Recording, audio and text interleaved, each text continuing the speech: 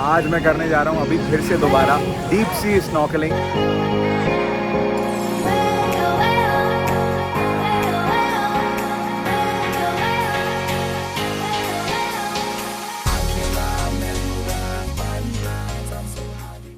Hi everyone, नमस्ते, राम राम सब लोगों को। और वीडियो स्टार्ट करने से पहले मैं आपको बता दूं कि ये कुछ नया है हम जो कर रहे हैं। बहुत सारा शोर हो रहा है, इसे अवॉइड करना। तो ये कुछ नया हम कर रहे हैं पहली बार इस वीडियो में। मैं वीडियो तो आपको दिखाऊंगा, व्लॉग तो मैं आपको दिखाऊंगा ही, जो हमने ट्रैवल किया और कहाँ कहाँ गए वो सब तो चलेगा। लेकिन साथ ही साथ मैं आपको अपनी तरफ से ऐसे सामने इंटरेक्ट करते हुए बताता भी जाऊंगा अपने एक्सपीरियंसेस, बहुत सारे इनपुट्स। यार किसी घर पे ना चावल चढ़ा हुआ है पीछे या दाल चढ़ी हुई है, उसी की सीटी बार बार बज रही है, थोड़ा डिस्टर्बिंग है, काम चला लेना। एनीवे, तो पहले मैंने सोचा था कि यार वॉइस ओवर्स करते हैं, क्योंकि मैं डबिंग करता रहा हूँ। सो आई थॉट कि यार वॉइस ओवर्स डालूंगा मैं तो बहुत सारी इन्फॉर्मेशन दे पाऊंगा, एक्स्ट्रा इन्फॉर्मेशन आपको बता पाऊंगा, कहाँ कहाँ गया, कैसा लग रहा था मुझे, वो सब चीजें मैं बता पाऊंगा। लेकिन मुझे फिर समझ में आया कि जब मैं इंटरेक्ट कर सकता हूँ आप लोगों से, सामने हम अपना एक अलग रिश्ता बना सकते हैं। आप मुझे देख सकते हैं अच्छे से, मैं आपको देख सकता हूँ, मैं आपको नहीं देख सकता हूँ। तो आप मुझे देख सकते हैं, तो हमारा भी एक अलग रिश्ता होना चाहिए ना। तो बस वही सोचकर मैंने सोचा कि यार इस बार कुछ और नया ट्राई करते हैं। मैंने कुछ लोगों को देखा ऐसा करते हुए, तो मुझे समझ में आया कि ये भी कुछ एक इंटरेस्टिंग तरीका है कम्युनिकेट करने का। सो इस बार हमने नया ट्राई किया है और मैं आपको अपने एक्सपीरियंसेस और अपनी बातें और इनपुट्स और इन्फॉर्मेशन लाइव बताऊंगा। तो ज्यादा देर ना करते हुए और ज्यादा बोर ना करते हुए हम चलते हैं अपनी ट्रैवल सीरीज की तरफ। तो स्कूबा डाइविंग करने के बाद नीमो बीच में, जो कि बहुत अमेजिंग थी, सीरियसली मतलब मेरी लाइफ का सबसे अमेजिंग एक्सपीरियंस है और मैं जल्दी दोबारा करने वाला हूँ इसे।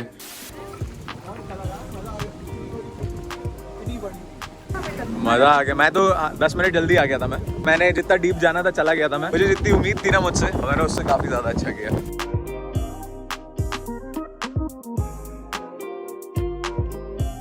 सो स्कूबा डाइविंग करने के बाद नीमो बीच में हम लोग गए थे एलिफेंटा बीच, जो कि हैवलॉक में ही है। एलिफेंटा बीच के लिए हैवलॉक हार्बर जाना पड़ता है और वहाँ से बोट में आप एलिफेंटा बीच जा सकते हो। तो एलिफेंटा बीच के लिए जो बोट जाती है उसमें अराउंड 10 लोग बैठते हैं ऐसे, और हैवलॉक से एलिफेंटा बीच अराउंड 15-20 मिनट्स है बोट राइड में। और एक मोटर बोट जाती है, उसमें आप बैठकर आराम से जा सकते हो।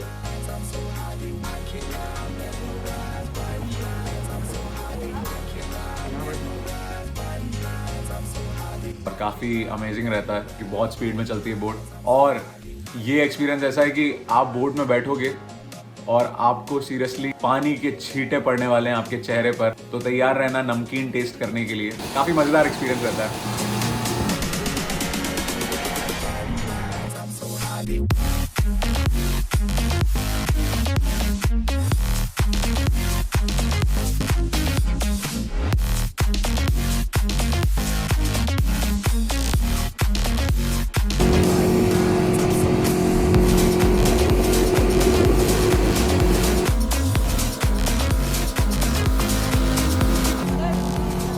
टेस्ट कैसा है?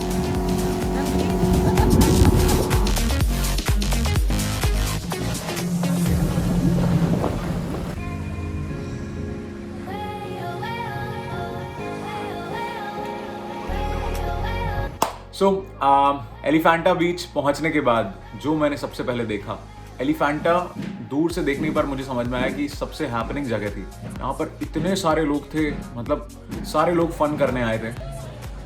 तो एकदम माहौल ही अलग था एलिफेंटा बीच में। इतने सारे लोग, बिल्कुल जैसे गोवा में पार्टीज नहीं होती, तो आप जाते हो एकदम वो वाली पार्टी चल रही होती है। हम मालूम है तेरे बाप को मत सिखा, चल। तो यहाँ पर भी मोर सॉर्ट ऑफ वैसा ही था।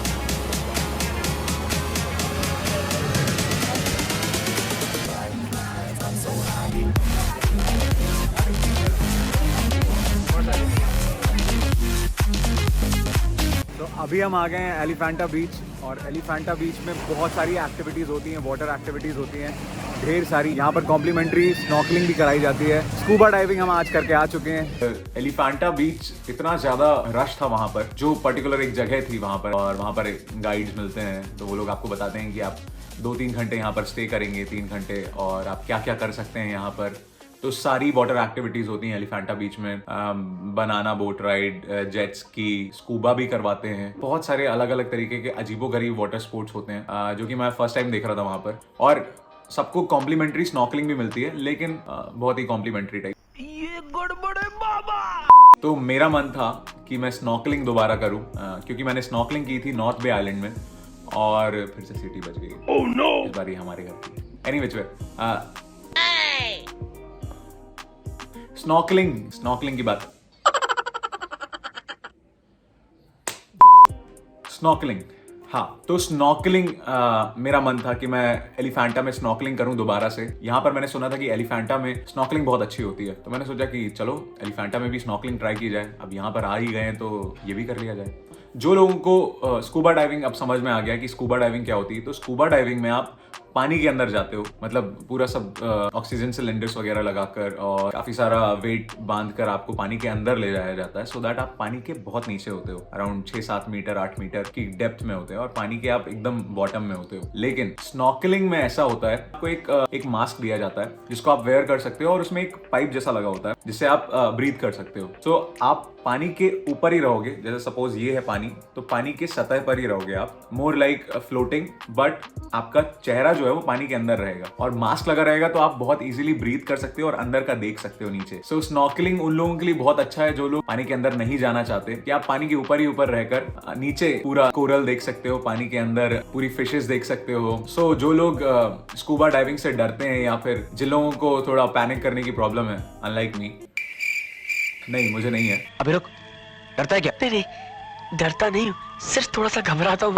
तो जो लोग डरते हैं पानी में जाने से या अंदर जाने से या घबराते हैं, तो उनके लिए स्नॉर्कलिंग एक बहुत अच्छा ऑप्शन है, अंडर वाटर देखने के लिए, कोरल्स देखने के लिए, फिशेस देखने के लिए। तो ये जो स्नॉर्कलिंग थी वो नॉर्मल स्नॉर्कलिंग नहीं थी। नॉर्मल स्नॉर्कलिंग में ये होता कि बहुत ज्यादा दूर नहीं लेकर जाते आपको, जो बीच है, शोर के आसपास जो जगह होती है, उतना ही कन्फाइंड एरिया में आपको घुमा देते हैं। लेकिन मैंने सोचा कि अब सी से मेरी थोड़ी और फ्रेंडशिप अच्छी हो गई थी स्कूबा डाइविंग करने के बाद, तो मुझे बिल्कुल भी डर नहीं था किसी भी तरीके का। इसको बिल्कुल नहीं आता, मैं इसको बिल्कुल सिखा दूं। तो आई वाज लाइक कि मुझे डीप सी स्नॉर्कलिंग करनी है। स्नॉर्कलिंग मैंने नॉर्मल वाली तो कर ली थी और मैंने सोचा कि अब मुझे किसी चीज का डर नहीं है, ना ही डेप्थ का, ना ही दूर जाने का, और ना ही मैं पैनिक करने वाला हूँ, क्योंकि मैं सेम डे स्कूबा डाइविंग करके आया था पानी के अंदर। तो पानी में जाने में जो मुझे थोड़ी सी नर्वसनेस थी वो मेरी खत्म हो चुकी थी। आई वाज लाइक कि अब मैं जाने वाला हूँ डीप सी। आज मैं करने जा रहा हूँ अभी फिर से दोबारा डीप सी स्नॉर्कलिंग। स्नॉर्कलिंग की थी मैंने नॉर्थ बे आइलैंड में, लेकिन डीप सी स्नॉर्कलिंग नहीं की थी। कोरल, यार यहाँ की कोरल एक बार और देखूँ मैं। वैसे तो कॉम्प्लीमेंट्री करवाते हैं यहाँ पर, लेकिन मुझे डीप सी करना है, तो थोड़ा आगे और लेकर जाएंगे वो मुझे। बताता हूँ कैसा लगता है। एक दिन में काफ़ी एक्शन हो जा रहा है, लेकिन आई एम श्योर कि मज़ा आने वाला है। नॉर्मल स्नॉर्कलिंग यहाँ पर कराई जा रही है और डीप सी स्नॉर्कलिंग वहाँ आगे दूर जो रेड कलर की बॉल दिख रही है ना, वहाँ पर कराई जा रही है।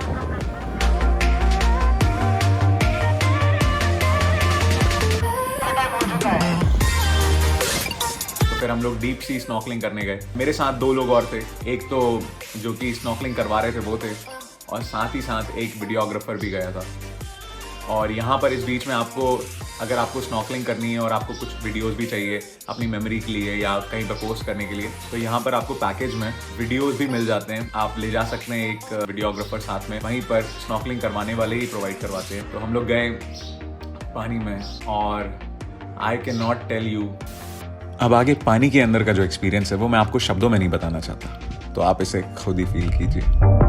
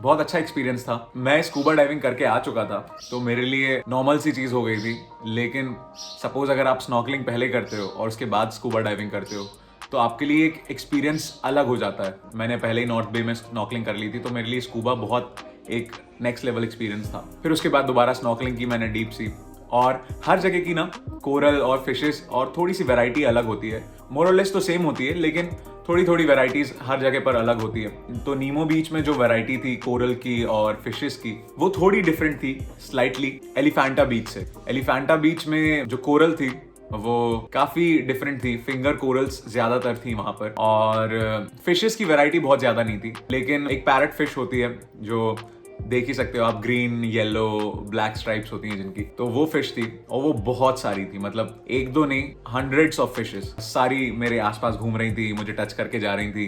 कुछ कुछ तो मेरे जस्ट आंखों के सामने घूम रही थी ऐसे। मैंने जैकेट पहनी हुई थी तो मुझे लग रहा था पता नहीं ये मेरी जैकेट के अंदर ना चली जाए तो मुझे डर नहीं लग रहा था, लेकिन मुझे ये था कि जैकेट के अंदर चली जाएगी तो मतलब थोड़ा अजीब सा लगता है ना, थोड़ी सी गिलगिली सी फीलिंग आती है, डिस्क्राइब नहीं कर सकता। हाथ में लगा, मुझे अच्छा नहीं लगता।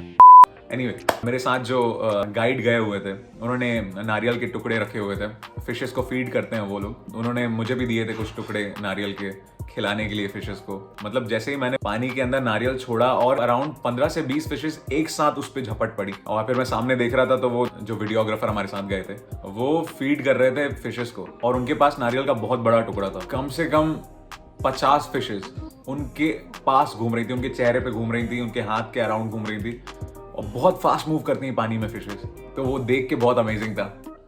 और कोरल बहुत ज़्यादा ब्यूटीफुल था, क्योंकि बीच के पास जब आप शोर के पास होते हो तो वहाँ पर ना सैंड होती है, और सैंड अगर ज़्यादा मूव करती है ना तो आप कोरल्स उतने अच्छे से देख नहीं पाते हो। लेकिन जब आप थोड़ा आगे जाते हो पानी के अंदर तो वहाँ पर सैंड का मूवमेंट बहुत कम होता है, तो सब कुछ बहुत क्लियरली विजिबल होता है नीचे, कोरल, फिशेस। और जैसे जैसे आप बीच से दूर जाते हो, मतलब पानी के अंदर जाते हो, वैसे वैसे ना फिशेस और कोरल्स की वैरायटी बड़ी होती जाती है।